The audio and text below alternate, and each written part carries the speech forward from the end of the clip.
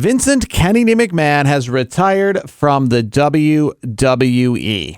Now, we saw a lot of this stuff kind of coming a little bit. I mean, nobody really ever expected this to happen. Not at all. Even the people who are deep in the trenches did not actually think, he was going to let this slide, especially too, because when all this stuff started coming down, he seemed to be making more appearances. Yeah, not only was he making more appearances, but he reportedly was telling talent and all the personnel that, yes, there's a lot going on right now with me, but I am not going anywhere. And then not too long after that, we get this tweet, which I will say the timing of this tweet was very interesting. I do think it was a strategic tweet because it was tweeted out. A lot of people that don't know, when the stock market closes, he did it shortly after the stock exchange closed for business. So that was very interesting timing. So that from a business perspective. Now, also, I was reading up on what he had to relinquish for stocks. He still has a ton of stock in the company. That is a major thing. And that's what a lot of people have to realize, is that he is still essentially the majority owner of World Wrestling Entertainment. Now, this little segment we're going to do here has, I think it's a little too premature and definitely not the time for any sort of retrospective or accolades. I mean, we'll have lots of time for that in the future about, looking back on Vince McMahon, but just taking solace of where we are and account of where we are right now. It is a very interesting time because, yes, things are moving forward. Triple H is now in charge of creative, and this is what a lot of people have been wanting for a long time. Not CM Punk, if you remember, part of the Pipe Bomb promo was he said, Doofus son-in-law will take over as soon as Vince is gone. But a lot of people have been saying this for a while. Triple H, we want him to take over, and well, here we are. It literally kind of happened. Like when Triple H went away, a lot of us were scared. We're like, oh, Nick Khan is next in charge. Maybe, we don't even have Stephanie, Shane, or Triple H involved anyhow. But then literally like a snowball effect. It was like Triple H is head of creative, which, to be honest with you, I don't care if he's COO, CEO, head of creative. That's really like what fans care about. Yeah, that's what we're going to see on our television. Yeah, like if you're a fan of a sports team, you don't care who the head of finance is or who the owner of the team is. Essentially, you care about the general manager. You care about the people who make moves in which affect you. People. Yeah. Yes, that do things that affect you. So yeah, Nick Khan, that's great that he is co-CEO with Stephanie McMahon, and some of those things will definitely affect the fans, but from a creative standpoint, I think that's what they meant by they want Triple H in charge. Is they want Triple H being the creative in charge, and that's what he's doing right now. But here's the question I have for you, and it's a question a lot of people have brought up, and we kind of look at this with rose-colored glasses in the sense of Vince McMahon retiring, but do you think truly that he did this on his own accord? I think, yes, he did. I do believe he did, because I think he saw the writing on the wall where he was going to get forced out one way or the other. I think you don't think he was forced out for the time being? I don't really think. I think he went on his own accord. I think it was kind of, how like a coach like parts ways with the team before he gets fired, so to speak. I think it was that. I think he saw the writing on the wall. I think the board, because obviously the board of directors are in play. It was pretty much like, either retire or we will make you retire, soon enough, because there's a lot of stuff reportedly coming out. That's speculation, of course, but there's going to be some documentaries. There's going to be some articles coming out. It's not going to look good for Vince. So I think the best thing to do for him, and I think the smartest move for him in the aspect of what is going on, the whole gravitation of everything. I think he said, you know what? I think it's time, and he played it off like, I'm almost 80 years old. Well, I think he was, 77? Mm-hmm. I think it's time to hang it up. So I think it was more, I don't think he was pushed off the ledge. I think he got enough feedback from the powers that be, the board of directors, maybe even his own family, Stephanie, Triple H, maybe Linda, even Shane. Maybe they all said, hey, this whole thing, there's you're not going to be able to duck it too much longer. It might be better to keep the company in a good way, like publicly, so to speak, to just step out of the way. He might have needed Vince McMahon, talking about Shane McMahon, ever to make a return in WWE. Some stuff's coming out about Vince McMahon, about how we all talked about this on Royal Rumble time, about how he really did indeed. Some people are even quoting him and saying that he'll never get a pop in this company again as long as I'm running things. about that whole Royal Rumble fiasco and Shane McMahon trying to book himself in a high spot, but staying on Vince McMahon. Yeah. So do you believe what I believe, and that is the worst is yet to come? The worst is definitely yet to come. Absolutely. There's going to be so much stuff, I feel like, that's going to come out in the coming weeks, months, years, that is not going to paint Mr. McMahon in a very nice light. That's unfortunately, he did it to himself. If these allegations are true, which they obviously have to be, and so far nothing is ever really too illegal. Nothing is too. Yeah, but to some degree, he's a bad business kind of situation. Well, if you're having these people sign these NDAs, so to speak, where it means you can't speak about this anymore, you're taking a payday. Obviously, there's some sort of guilt that he's admitting by doing that. That's as simple as that. I mean, it's unfortunate it happened the way it did. Do we think anything legally is going to happen? I don't think so at this point. I don't think he's going to jail for these things because things have already been settled. I'd be very surprised if there's any. I would be surprised if he faced any jail time. The dumbest thing he could have done, and this is not the dumbest thing from a business standpoint, but just the dumbest thing from a Vince McMahon standpoint, is ever taking this company public. Because, sure, that's great for the company, but then it puts him in situations like if this company wasn't a public company, I don't think he'd really be in any issues right now. Because this would all be his own money. He's doing his own thing. And, obviously taking the company public has a lot to do with the product itself and what they can and can't do. But yeah, I mean, now he finds himself to be, essentially the owner of WWE, but has to answer to stockholders and all this other stuff. Board of directors, all that this. He might not have had to do if he didn't decide to take this company public. And here's the thing too, and that just leads into something else that Vince has he's already gone on trial for the whole steroid situation back in the day that was covered. There's been enough stories about it over the years. And this is before WWE went public. So he literally fought for his life, his livelihood, to not only keep the business going, but stay out of federal jail. It wasn't going to be some, fancy schmancy jail where it's, you're almost on a vacation, so to speak. He was facing some serious time in a federal penitentiary. That's how serious it was. And the difference here is it is now a publicly traded company. So, back then he was fighting for his company, but also his livelihood and also for his family's legacy and their livelihood as well.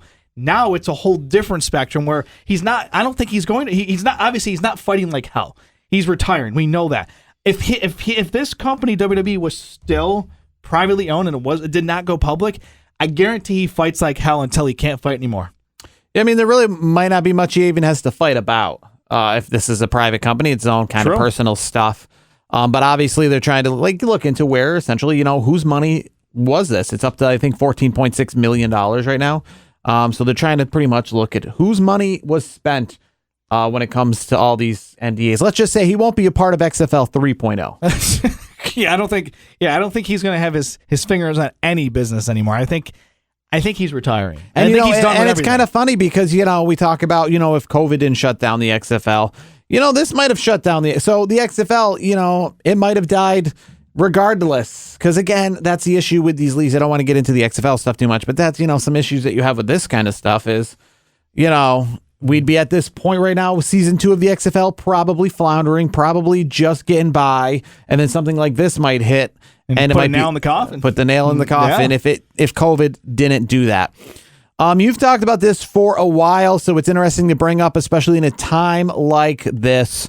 I've seen it all too much locally here with a sports team that I like, but when things are in turmoil, it seems like a good time for somebody to swoop in and maybe think about that whole thing we've been talking about for ages. You've been talking about sale of the WWE. Do you think this is a good time for that? Do you see some people kind of inquiring that maybe haven't inquired before? I would say yes. I think even though on a publicity, the whole public, view of WWE could get worse, as we just mentioned, because the stories that may come out with the documentary, the articles that are supposedly coming in, they're in the works, being done. It might be a little tricky, but if you're a smart business person, you might be able to get WWE cheaper than you ever could right now. That's the other thing to look at. If you can get WWE for a decent cost, it might be worth doing. If you're like the Elon Musk of the world, or Bezos, and I wonder too if you are. I guess, do you want to wait until the stuff comes out? Because I feel like there might be some buyer's remorse, obviously, if you bought it, even if you knew some stuff was going to come out, but maybe you don't exactly know what stuff. I think, and that's a good point. And what kind of stuff is WWE going to, divulge to a potential buyer? Because I imagine they're going to say, hey, listen, we're going to buy this. We're going to buy this on a discount right now because we know stuff's coming out, but you need to know us, like, what stuff, because we want to know if we even want to buy this at all. Yeah, I mean, that's the other thing. I don't think it's going to be a sale that happens anytime soon. I'd be very surprised.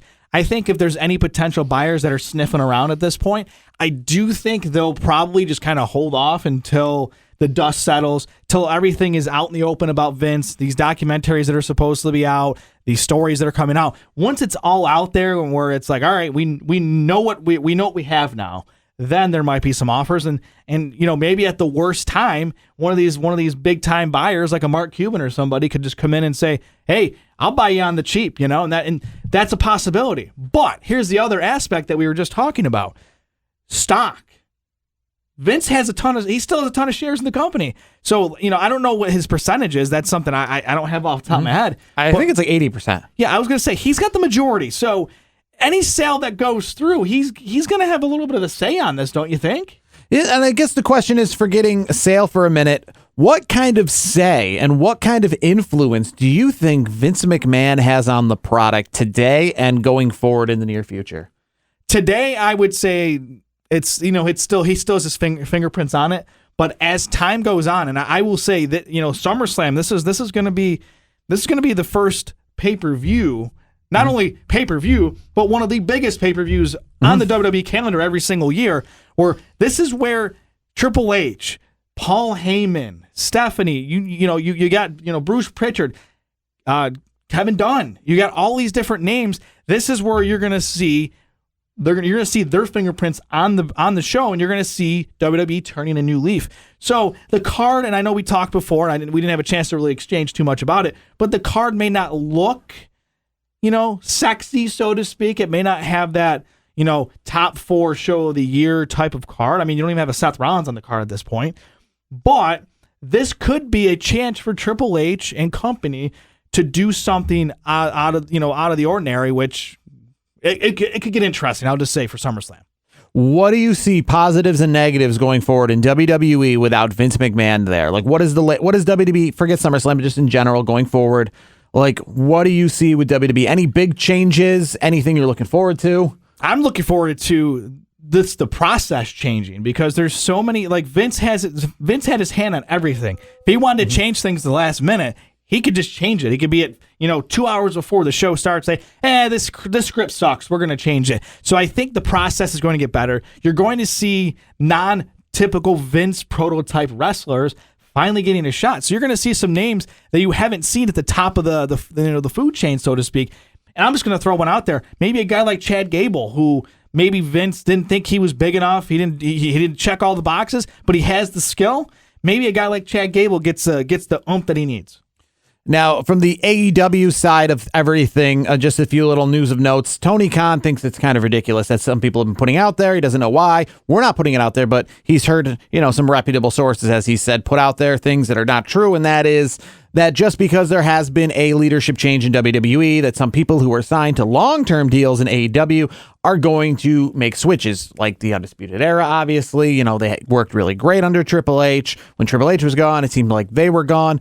Tony Khan wants to ensure fans of AEW that they're not going anywhere. They are signed to contracts, and that's not going to change. And CM Punk, he has also said, not that he's going to move over, but also the fact, if you were curious if he's going to move over, that he actually doesn't think the culture is probably going to change too much without Vince McMahon there. So apparently that means I disagree. Well, I disagree with that. I think the culture is going to change dramatically. They're going to do it. There's going to be a facelift. I'm telling you, there's going to be a facelift. It may not happen overnight, but give it a few months. it's going to be a different type of WWE. You're going to hear different stories coming out that it's a different type of locker room. Are you still going to have that grind of 300 nights a year? Mm-hmm. Yes. But I think it's going to be a little bit more, I don't know, I guess wrestler-friendly, so to speak, talent-friendly. So, and that's the other thing, too, that a lot of people aren't talking about. Now that Vince is out of the picture, there's guys like Johnny Gargano who are, kind of sitting out in the open. Bray Wyatt, for example, another person sitting out in the open. This could have impacted them coming back to the WWE when they may have not came back if Vince was still there. It doesn't seem like it's going to impact CM Punk. I guess that's where I was going with that. Yeah, no, CM Punk will never go to WWE again. I don't see it happen. I don't see it. I don't. And there's too much there. And here's the thing. And why you just said you'll never see it happen. It's kind of funny because obviously we've seen everybody else switch back over, the Ultimate Warrior, the Bret Harts of the world, but those were all with Vince McMahon. So Vince McMahon had that magic touch where he could somehow, mend fences and stuff like that with some people and bring them back if it was best for business. So it is curious if the other people in charge, the Triple H's of the world, with some of those charred relationships, I will say this: find a way to bring those people back if it's best for business. If there's anybody that could do it, it's Steph. I think Steph has that McMahon in her, where I think she could, push the right buttons and forgive and forget. I mean, there was issues with her and Paul Heyman back in the day, and it's not like we've heard day one. Now Stephanie's co-CEO. All right, Paul, you're out of here. Mm-hmm. I think if there's a possibility, I think it's on Steph's watch more than anybody. The question that will, I guess, leave us here is that if things do get really crazy in the future, we don't know what's going to come out, but potentially, maybe we could see Stephanie McMahon, just in general, anybody with a McMahon name just might not be good to be the face of a company in which somebody with another McMahon name, like Vince himself, is going through some things that are not good for the company. And again, because this is a public company, Nick Khan might be the full CEO in the near future, but we will see when stuff comes out. We will see what Stephanie McMahon has planned for WWE, her personal plan for WWE when it comes to, if stuff does come out, what happens there. But that is for down the line. For right now, Vince is gone. He is retired, and we will wait to see what the WWE looks like for the first time since 1980. And that was even before that. It was his father. So, but for Vince McMahon Jr., he was the real influence, I think, there that took this company to the place it is today. So we will see what it looks like post, for good or for bad. A lot of us wish for this, but it's like, one of those be careful what you wish for. So I'm very curious to see if we all regret those tweets we put out in 2016 or if it is exactly what we dreamed of.